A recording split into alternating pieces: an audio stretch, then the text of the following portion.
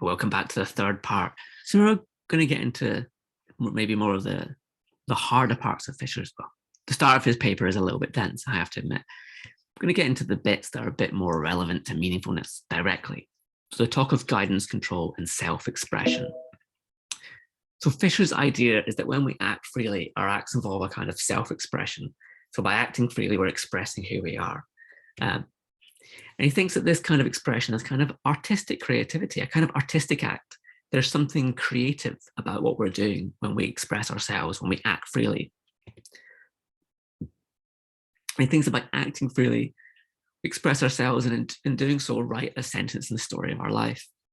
So the thought here is that our lives have a kind of narrative form, and that narrative is in part constituted by our free actions. When we act freely, we're really contributing towards that story. We're expressing ourselves, and meaningfulness is going to be important.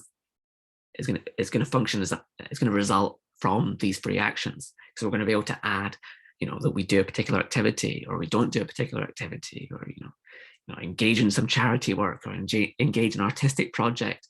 These are all aspects of all things that result from acting freely, and all ways in which we can contribute to our life story, and thereby whether and the extent to which our lives are meaningful.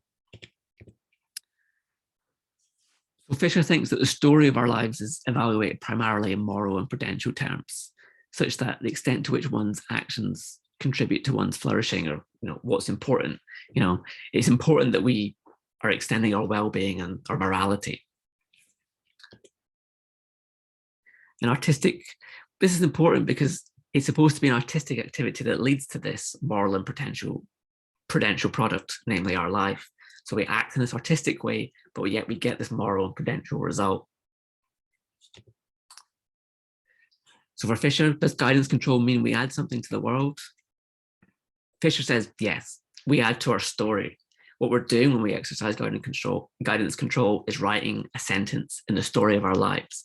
And so we're building up that story every time we act freely. And if that's right, then we can have meaningfulness, because we can actually add something to the world. What do we add? We add our story. So Fisher gives us a way of rejecting premise 4 from the free will challenge to meaningfulness.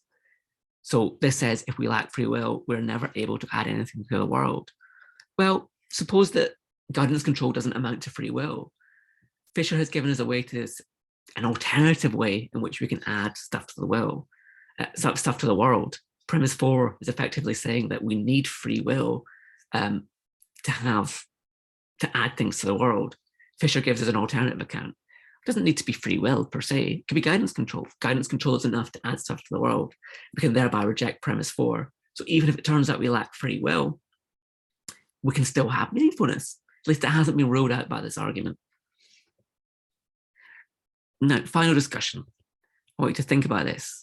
Do you think guidance control allows us to add to the world in the relevant sense? So do you agree with Fisher that this kind of control, this responsive agency with the right kind of history allows us to add to the world in the right kind of way? Maybe we add to the world in some sense, but maybe it's not the right sense. Second, I want you to think about this. Do you think living a good story matters for a meaningful life?